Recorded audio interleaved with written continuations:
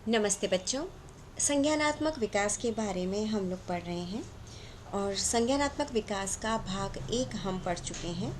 उसमें हमने जीन पियाजे के द्वारा संज्ञानात्मक विकास की जो सिद्धांत थे उसके बारे में पढ़ा और संज्ञानात्मक विकास क्या है उसके बारे में पढ़ा था।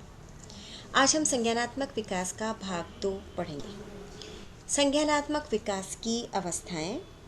पियाजे के संज्ञानात्मक विकास के सिद्धांत के अनुसार हमने पढ़ा बच्चों कि जैसे जैसे बालकों की उम्र बढ़ती है वैसे वैसे उनका मस्तिष्क और नाड़ी संस्थान विकसित होता है और उसके ज्ञान, बुद्धि, तर्क, सोच, स्मरण, चिंतन आदि की क्षमता और आदि मानसिक क्रियाओं में भी विकास होता है। इसलिए उसमें संज्ञानात्मक विकास होता है। बालकों की आयु को ध्यान में रखते हुए जीन पियाजे ने संज्ञानात्मक विकास की 4 प्रमुख अवस्थाओं का उल्लेख किया है और उनके अनुसार प्रत्येक अवस्था की अपनी कुछ विशेषताएं होती है और एक अवस्था दूसरी अवस्था में अपने आप परिवर्तित हो जाती है। जैसे कि बच्चों हम जानते हैं जब बच्चे का जन्म होता है तब उसे बाह्य जगत के संबंध में कुछ भी पता नहीं होता है, कोई भी ज्ञान उसके अंदर नहीं होता है।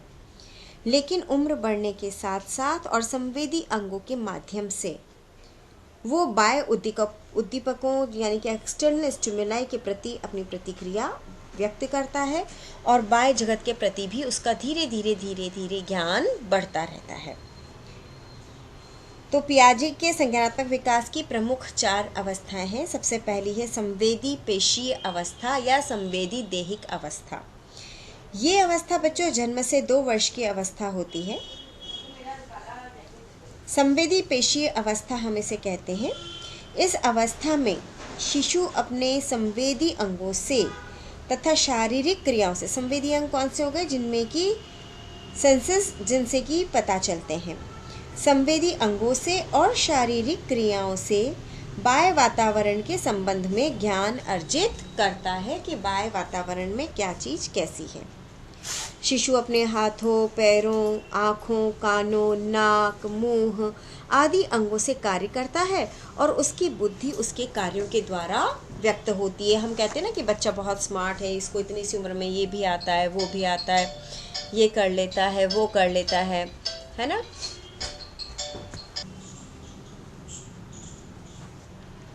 और जब बच्चा अपनी बुद्धि और विभिन्न अंगों के द्वारा उसकी बुद्धि जब विभिन्न अंगों से व्यक्त होती है तो उसे पियाजे ने इस चीज़ को बौद्धिक कार्य कहा है। उन्होंने कहा है कि ये बच्चे के बौद्धिक कार्य होते हैं और साथ ही वे इसको कार्य क्रिया की संज्ञा न दे करके स्कीम ऑफ एक्शन की संज्ञा देते हैं।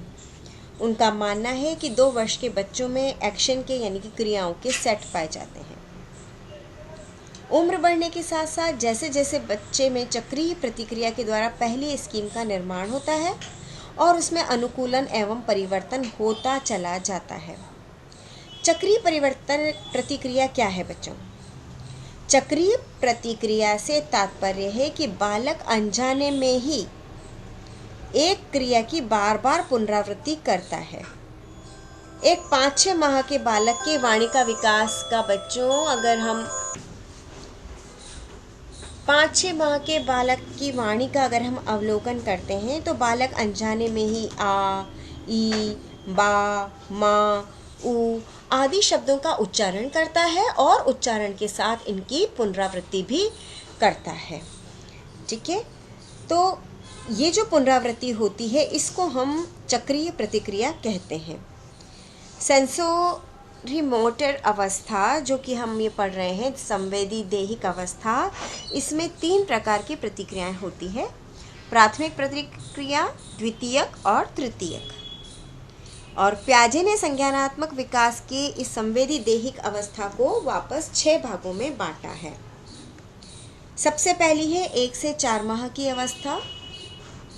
प्रतिवर्ती स्कीम तो जैसे हमने अभी बात की थी कि जन्म से 1 माह की स्कीम है। शिशु जन्म से लेकर 1 माह की अवस्था तक प्रतिवर्त क्रिया की अवस्था होती है। इसमें शिशु आंखों को झपकाता है और अगर उसकी आंखों पर तेज रोशनी डाली जाए तो वो आंखों को बंद कर लेता है। टॉर्च डाली जाए या उसके सामने जोरदार ताली बजाई जाए तो शिशु झट से अपनी आंखें बंद कर लेता है और इसी प्रकार शिशु चूसने और रोने की प्रतिक्रिया भी करता है। उसके बाद आती है 1 से 4 माह की प्राथमिक चक्रीय अवस्था। 1 से 4 माह की प्राथमिक चक्रीय अवस्था कहलाती है। इस अवस्था में शिशु के सामान्य गामक क्रियाओं का विकास होता है। शिशु का ये विकास उसके शरीर से ही केंद्रित होता है, जैसे कि शिशु अपने हाथ को मुंह तक ले जाता है, अंगूठे और अंगुलियों को चूसता है।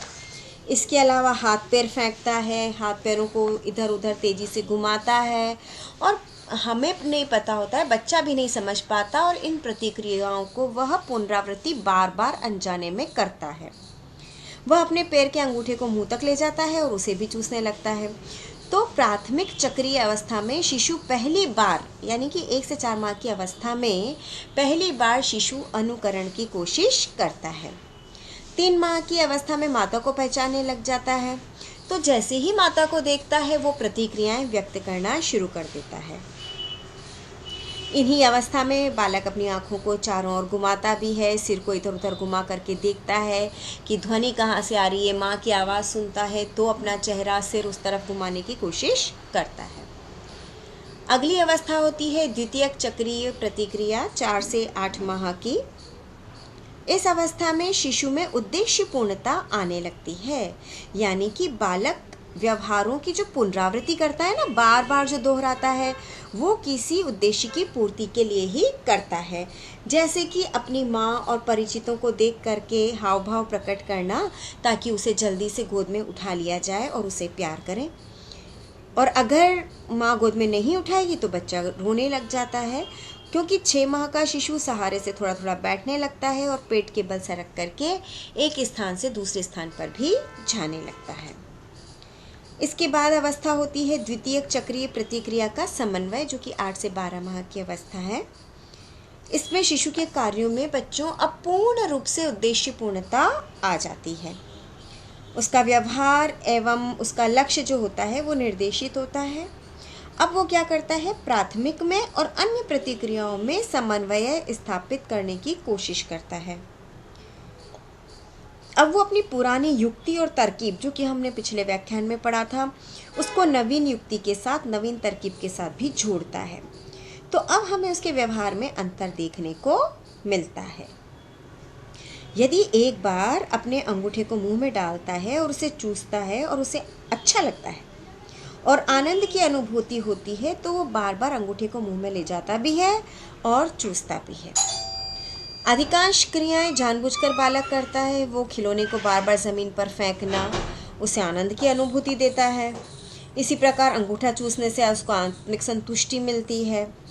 नए विचारों, नवीन सूझ का प्रयोग भी इस उम्र में वो करने लगता है। जैसे अगर उसे पता है कि मुझे कोई चीज़ थोड़े ऊपर से लेनी है, तो उसे ये पता होता है कि जब मैं स्टूल का या किसी चेयर का सहारा लूँगा तो मैं थोड़ा ऊपर चढ़ सकता हूँ, या किसी चीज़ को घिरा करके मैं अपना रास्ता बना सकता हूँ। 8 से 12 माह का बच्चा घुटनों के बल भी चलने लगता है, सहारे से खड़े भी होने लगता है। कार को चलते देखकर खुश होना, खिलौने में अगर आप चाबी भर के चलाएं तो उसे देख करके वो खुश होता है। उसे समझ में आने लगता है कि कौन सा खिलौना किस प्रकार से कार्य करता है। तृतीयक चक्रीय प्रतिक्रिया में 12 से 18 माह की जो अवस्था होती है, इस अवस्था में पुनरावृत्ति तो बालक करता ही है, लेकिन बच्चों नई चीज़ें भी सीख जाता है। जैसे चम्मच से खाना कैसे खाना है, कपड़े किस प्रकार से खोलने हैं, जूता खोलना अगर उसमें लेस नहीं हो तो कितना खाना उसे लेना चाहिए चम्मच में, उसे अब समझ में आने लगता है। और कौन सी चीज़ उसे लेनी है, किस खिलौने से उसे खेलना है, ये चीज़ भी बालक को समझ में आने लगती है। अंत में होता है मानसिक प्रकाशन। हम बात करते हैं मानसिक प्रकाशन की। संवेदी देही अवस्था की ये सबसे अंतिम अवस्था है बच्चों, और सबसे महत्वपूर्ण भी है, क्योंकि इसी अवस्था से बालक के चिंतन की क्रिया और गहरी हो जाती है और बालक मानसिक शक्तियों के प्रयोग से साध्य प्राप्त करते हुए नवीन साधनों का प्रयोग करना सीखता है।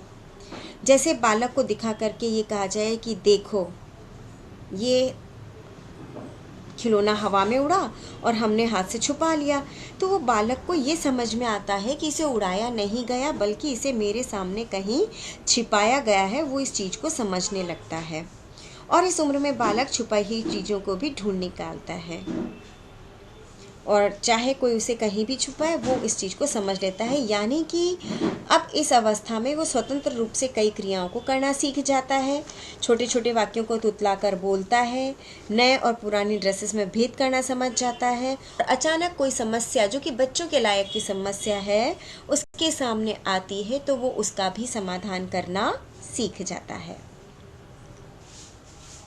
ये हमने पढ़ी संज्ञानात्मक विकास की अवस्थाओं में पहली अवस्था संवेदी देहिक अवस्था जो कि जन्म से 2 वर्ष तक की। अब हम बात करते हैं पूर्व संक्रियात्मक अवस्था जो कि 2 से 7 वर्ष तक की अवस्था होती है। इस अवस्था को हम पूर्व संक्रियात्मक अवस्था कहते हैं और यही वो अवस्था होती है जबकि बालक सेंसरी मोटर और प्री ऑपरेशनल स्टेज में पहुंचता है। इस अवस्था में बालक के मानसिक प्रकाशन की योग्यता का काफ़ी विकास होता है, यानी कि समस्याओं को सुलझाना, स्वतंत्र रूप से कार्यों को करना और नए पुराने में भेद करना और अब धीरे धीरे अच्छे बुरे में भेद भी बच्चों को समझ में आने लगता है।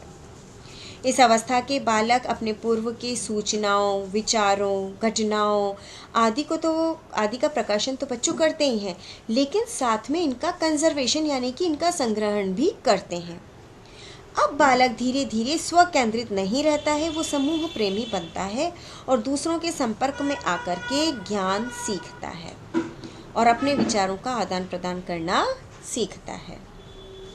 2 से 7 वर्ष की अवस्था में बालकों का मानसिक विकास काफ़ी तेज़ी से होता है और वो विभिन्न प्रतिभाओं का प्रदर्शन भी सभी के सामने करने लगता है, जैसे कि कविता सुनाना, श्लोक याद करना, टेबल्स याद करना, जानवर, फूलों, सब्जियों, शहरों आदि के नाम याद करना और भी बहुत सारी चीज़ें बच्चे इस उम्र में सीखने लगते हैं।